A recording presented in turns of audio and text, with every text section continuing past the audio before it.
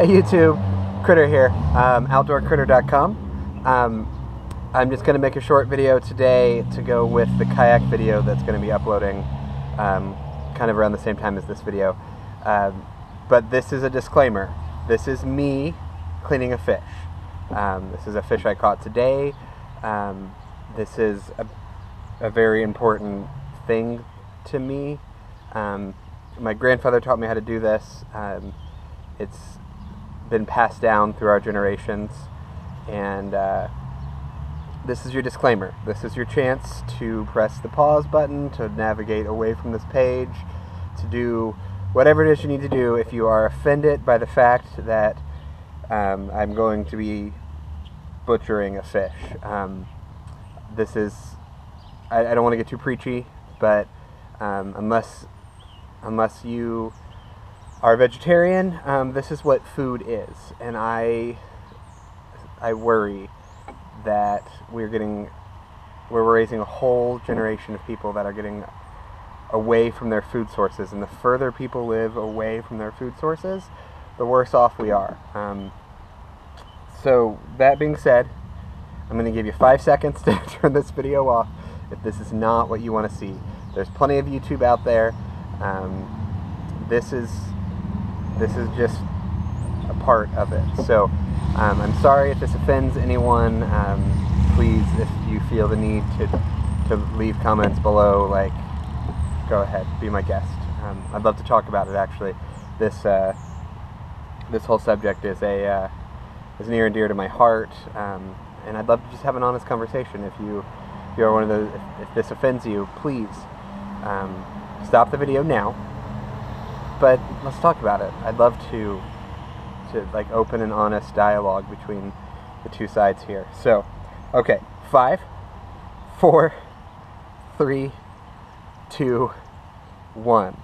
Okay, this is how I clean fish. This is in particular how I clean a bluegill. I had a grandfather who taught me how to do this the same way that his father taught him. Who I'm assuming his father taught him, and on through the ages. This is not the only way to clean a bluegill. This may not even be the best way to clean a bluegill. This is my way.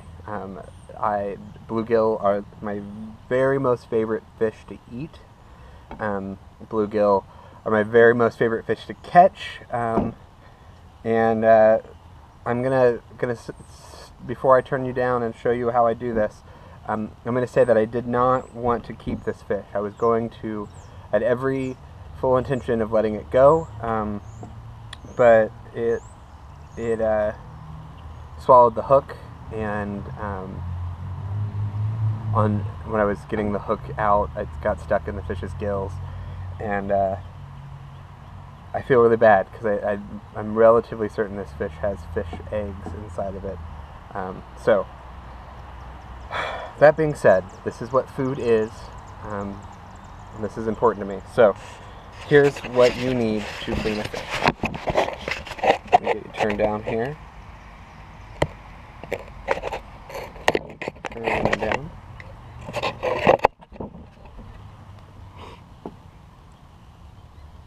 Okay. Can you see everything okay? Alright, good. This is what I use. Spoon, just a regular old kitchen spoon. Fish cleaning knife, make sure it's sharp. I got this, it says Crappie Max on it. I think I got it at a Bass Pro Shop. And trust me, if I own it, it's not nice. I can't afford the nice things in life sometimes, and this will do. This gets the job done just fine. It's sharp, it floats, I do believe, and it's not expensive. I use a clean towel. Yeah, the towel's not exactly cleanest because I just used it to clean this table, but you get the idea.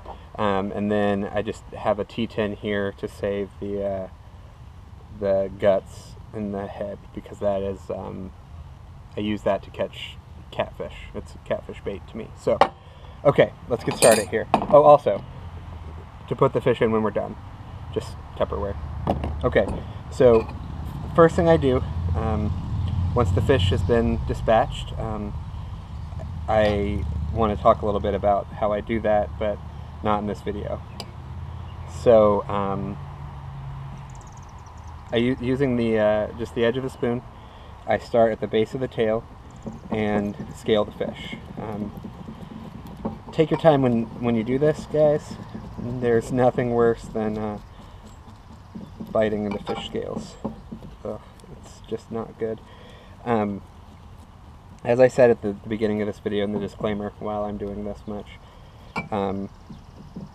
I caught this fish today. It from Rush Around the Lake. There'll be a video about that soon enough. And this is what food is to me. I wish that we lived in a culture that I didn't have to work 40 hours a week and I could hunt and gather every day of my life, like my grandfather did. But that's just not the world I live in. I wish it were true. But nonetheless, take your time when you do this, guys. I always make sure I complete one side very well.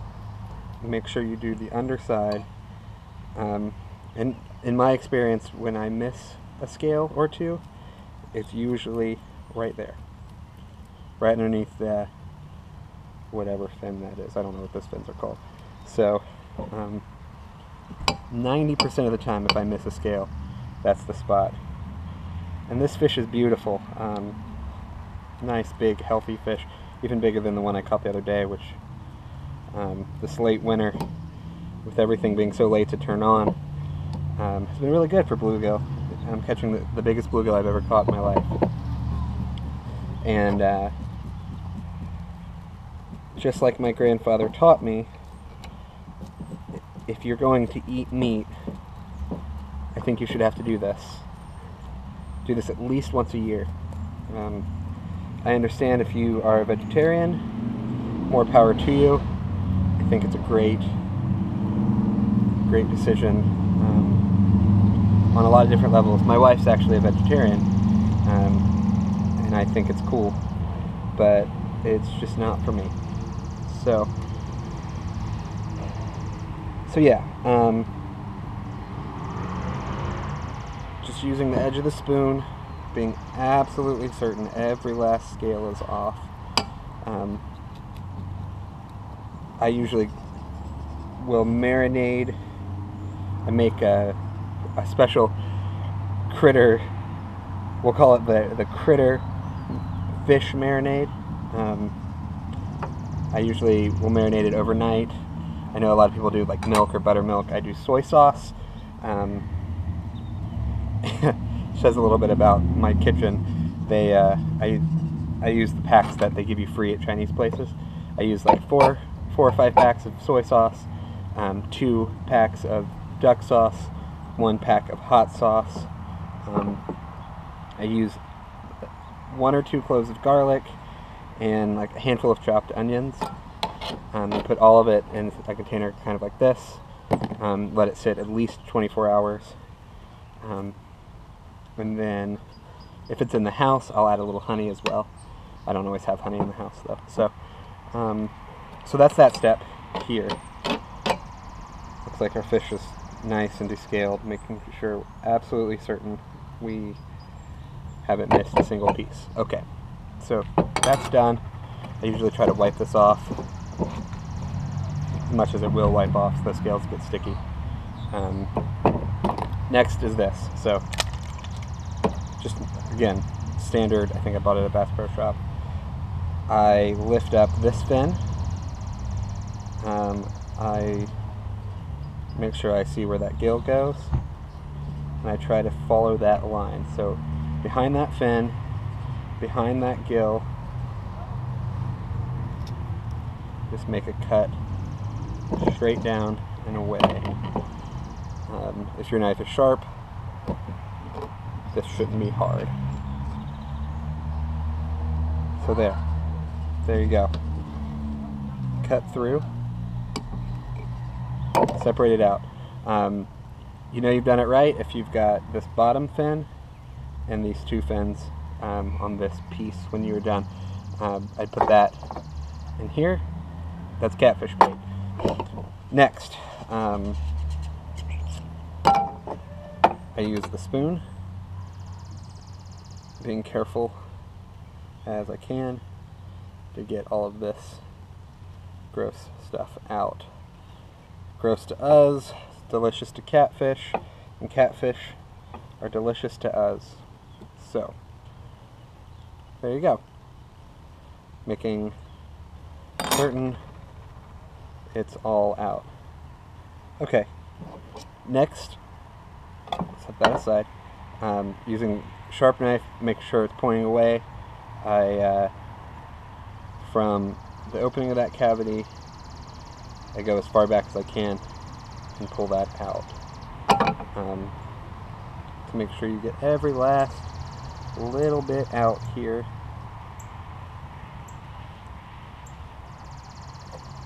Because we don't want to eat that part. Just like Grandpa always said, gross to us, delicious to catfish, and catfish are delicious to us. So this is all important. Inside of a fish, there is this kind of silvery gut cavity lining.